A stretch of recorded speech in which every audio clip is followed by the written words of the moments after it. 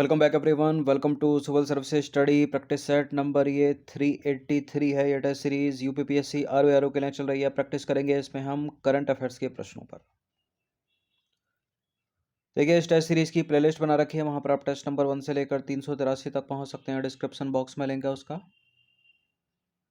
तो question number 1, बाघ अभ्यारण्यों को किसके द्वारा अधिसूचित किया जाता है? यानी टाइगर रिजर्व को किसके द्वारा अधिसूचित किया जाता है? स्थानीय सरकार, राज्य सरकार, केंद्र सरकार या इनमें से कोई नहीं। भारत में बाघ अभ्यारण्यों को राज्य सरकार के द्वारा अधिसूचित किया जाता है। ऑप्शन नंबर बी है इसका आंसर। देखिए, राष्ट्रीय बाघ प्राधिकरण की सलाह पर वन्यजीव संरक्षण अधिनियम 1972 की धारा 38(5) के प्रावधानों के अनुसार बाघ अभ्यारण्यों को राज्य सरकारों द्वारा अधिसूचित किया जाता है। तो विकल्प बी करेक्ट होगा। इससे रिलेट करता हुआ एक प्रश्न, नवंबर 2023 तक भारत में कुल कितने बाघ अभ्यारण्य यानी टाइगर रिजर्व्स हैं? देखिए, सितंबर 2023 तक भारत में 53 बाघ अभ्यारण्य हैं। टेस्ट नंबर 381 में 53 आंसर दिया गया है, ठीक है, क्योंकि उसमें 54 है ही नहीं। तो यहाँ पर जो उत्तर होगा वो 53 नहीं होगा, क्योंकि यहाँ पर नवंबर 2023 तक पूछ रहा है। तो नवंबर 2023 तक या वर्तमान में जो लेटेस्ट नंबर है वो 54 है।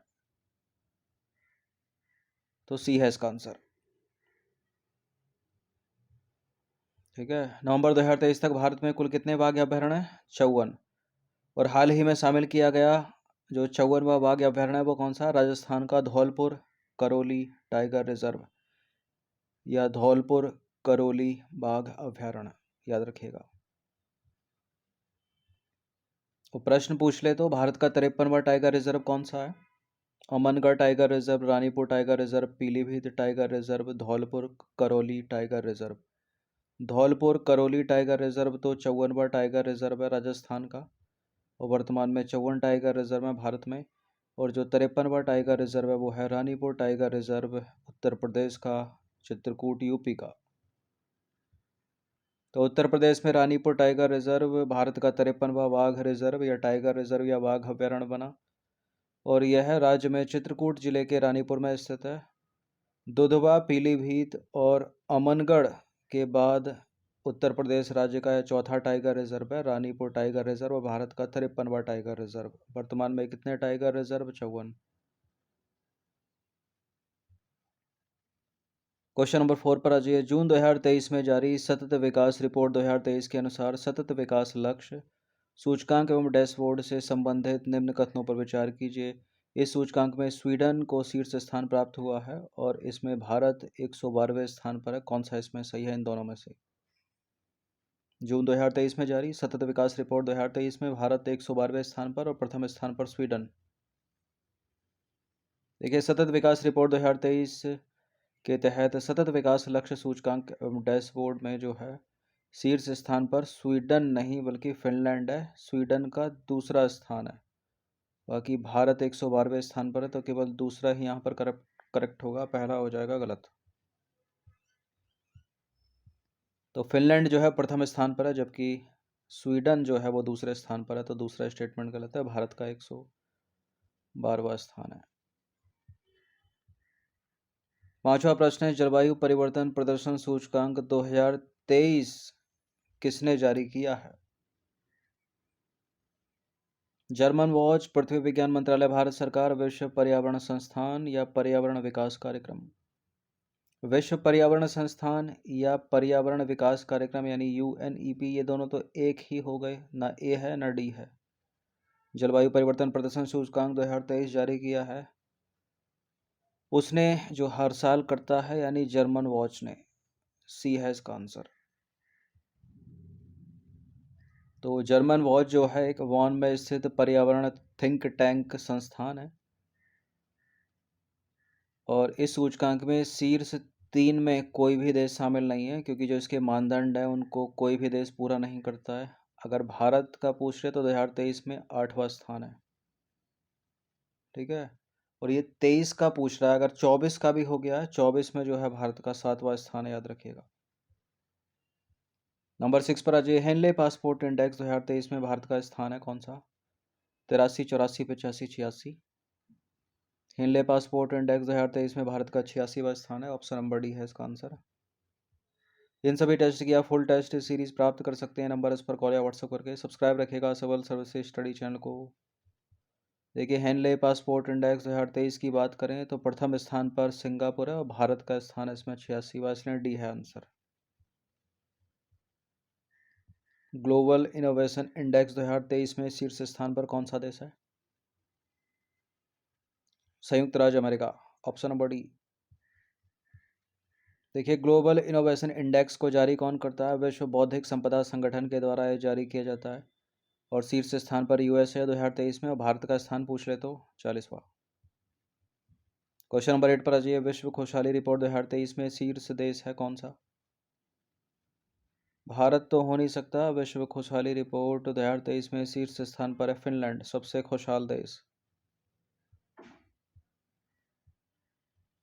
और इसको जारी कौन सी संस्थान करती है? संयुक्त राष्ट्र सतत विकास समाधान नेटवर्क, और शीर्ष स्थान पर फिनलैंड। और भारत का स्थान पूछ ले तो 126वें स्थान पर है भारत।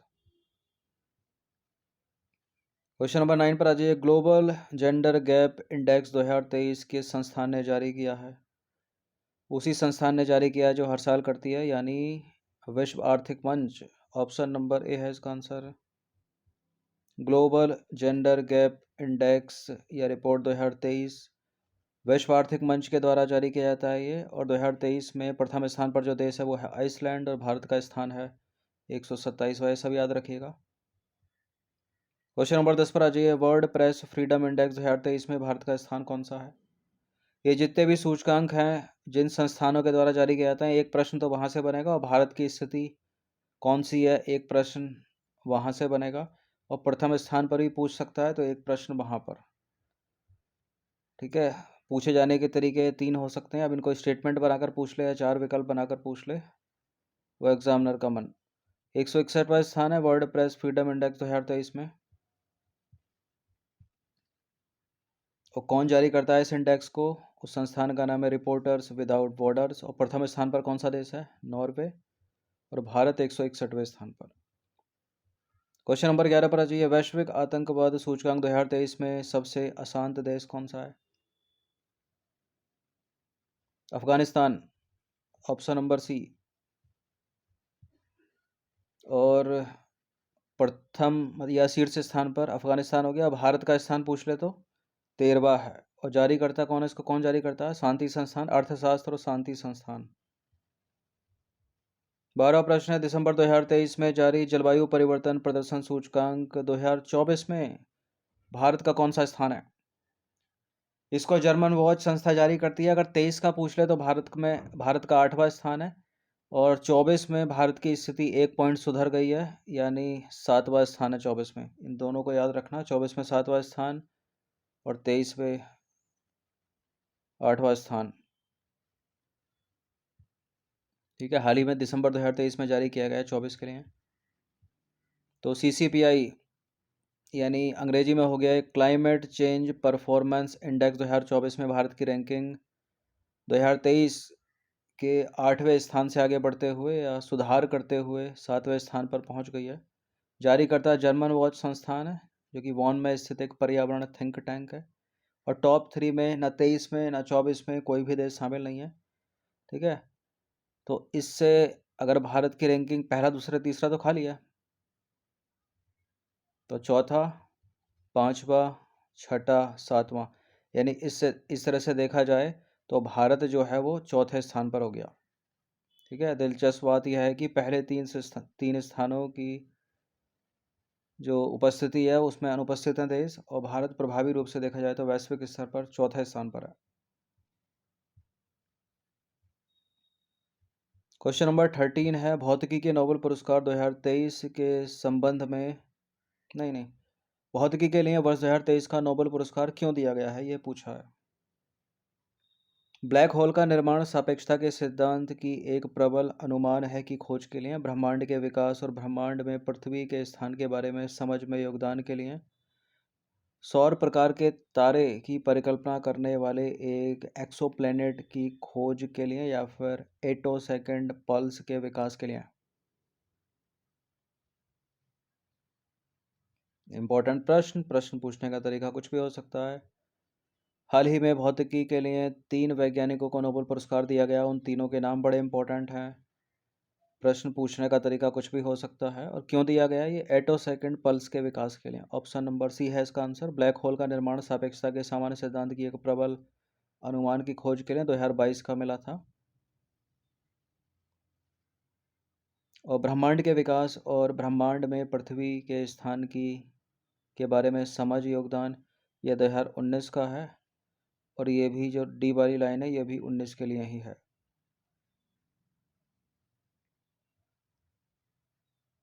सॉरी, ये 20 का है। ठीक है, वर्ष 2020 के लिए मिला था। ये बी और डी 19 के लिए है।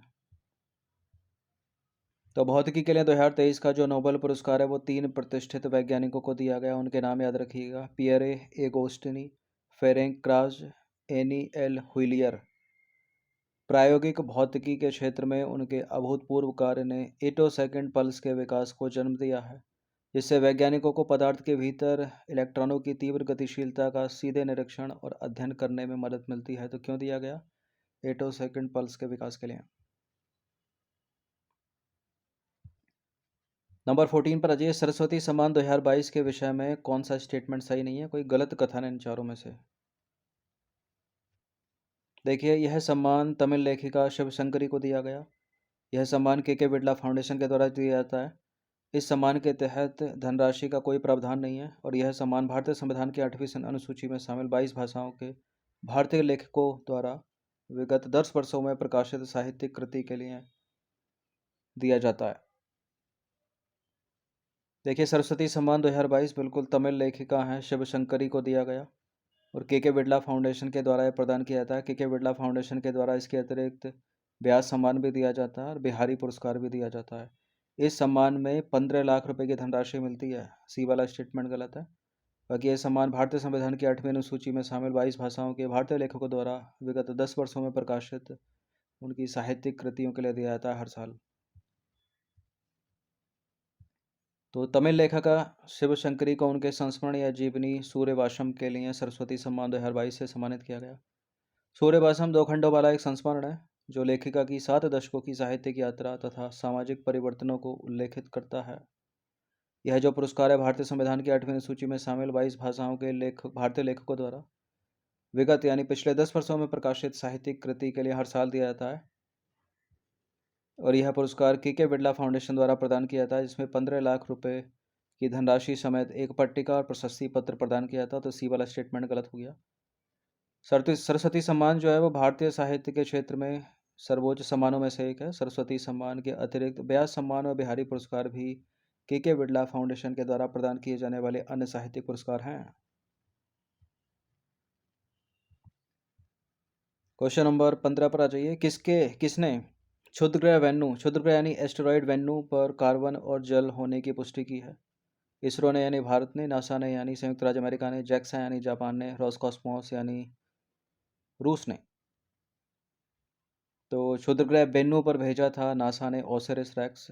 तो 20 का आंसर हो जाएगा नासा। देखिए, नासा का पूरा नाम है राष्ट्रीय वैमानिकी एवं अंतरिक्ष प्रशासन, हिंदी में। इसने जो है क्षुद्रग्रह वेन्नू से एकत्र किए गए नमूनों में उच्च कार्बन सामग्री और जल धारण करने वाले मिट्टी के खनिजों की उपस्थिति की पुष्टि की है। और नासा का ओसिरिस रेक्स अंतरिक्षयान क्षुद्रग्रह नमूना प्राप्त करने वाला पहला अमेरिकी प्रयास वर्ष 2016 में वेन्यू की यात्रा के लिए लॉन्च किया गया था। तो ओसिरिस रेक्स अंतरिक्षयान किसका? प्रश्न अगर ऐसे पूछ ले तो नासा का। इंपॉर्टेंट प्रश्न। गणतंत्र दिवस 2024 की परेड में किसे मुख्य अतिथि के रूप में आमंत्रित किया गया है? जो बाइडेन अमेरिका के राष्ट्रपति, इमैनुअल मैक्रोन फ्रांसीसी राष्ट्रपति, पुष्प कमल दहल प्रचंड नेपाल के राष्ट्रपति, प्रधानमंत्री की बांग्लादेश की प्रधानमंत्री शेख हसीना। और 75वां गणतंत्र दिवस इस बार मनाया जाएगा 26 जनवरी को। और आमंत्रित जो मेहमान हैं वो हैं फ्रांसीसी राष्ट्रपति Emmanuel Macron. Option number B. देखिए, इस साल यानी वर्ष 2024 में 75वां गणतंत्र दिवस मनाया जाएगा, रिपब्लिक डे अंग्रेजी में। और इस बार मुख्य अतिथि के रूप में फ्रांसीसी राष्ट्रपति इमैनुअल मैक्रोन को आमंत्रित किया गया है। और गणतंत्र दिवस के अवसर पर होने वाली जो परेड है उसका जो रिहर्सल है वो ऑलरेडी 28 सितंबर 2023 से शुरू हो चुका है। ये सारे जो प्रदर्शन होते हैं वो कर्तव्य पथ पर होते हैं। क्वेश्चन नंबर 70 इंपॉर्टेंट प्रश्न, बुकर पुरस्कार 2023 से किसे सम्मानित किया गया है? चेतना मारू, जोनाथन एस्कॉफरी, पॉल लेंज, इनमें से कोई नहीं। ये चेतना मारू तो लग नहीं रही है, तो पहला ऑप्शन हटा दीजिए। इन्हीं को मिला है, क्या है इसका इनका नाम? पॉल लिंच को। ऑप्शन नंबर सी इंपॉर्टेंट है ये प्रश्न। और ये आयरिश लेखक हैं। आयरिश लेखक पॉल लिंच ने अपने उपन्यास पैगंबर सॉन्ग के लिए वर्ष 2023 का बुकर पुरस्कार जीता है। दोनों को याद रखिएगा, किसके लिए जीता? पैगंबर सॉन्ग के लिए। और बुकर पुरस्कार जो है वो अंग्रेजी भाषी दुनिया का एक प्रमुख साहित्यिक पुरस्कार है। क्वेश्चन नंबर 19, 5 जून 2023 को मनाए गए विश्व पर्यावरण दिवस 2023 की थीम क्या थी? Water and wetlands, solution to plastic pollution, prevent arsenic pollution, soil and acid rain. अपने आप में इंपॉर्टेंट प्रश्न है, बहुत पूछा गया एग्जाम में। विश्व पर्यावरण दिवस कब मनाया जाता है? 5 जून को मनाया जाता है। हर साल इसकी एक थीम होती है। वर्ष 2023 की यहाँ पर पूछ रहा है, तो वो थीम क्या है? Solutions to plastic pollution, option number B. देखिए, विश्व पर्यावरण दिवस के लिए प्रतिवर्ष एक खास थीम होती है। विश्व पर्यावरण दिवस प्रत्येक वर्ष 5 जून को मनाया जाता है। 2023 के लिए थीम है सॉल्यूशंस टू प्लास्टिक पॉल्यूशन, और यह थीम प्लास्टिक प्रदूषण के समाधान पर आधारित है। क्वेश्चन नंबर 19 पर आ जाइए। विश्व आर्द्रभूमि दिवस 2023 की थीम क्या है? प्रत्येक वर्ष 2 फरवरी को मनाया जाता है विश्व आर्द्रभूमि दिवस, और वर्ष 2023 की थीम है क्या? It's time for wetlands restoration.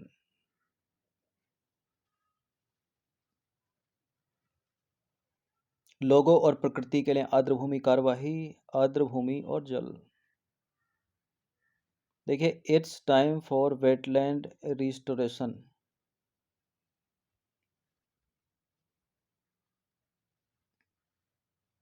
ठीक है, ए है इसका आंसर।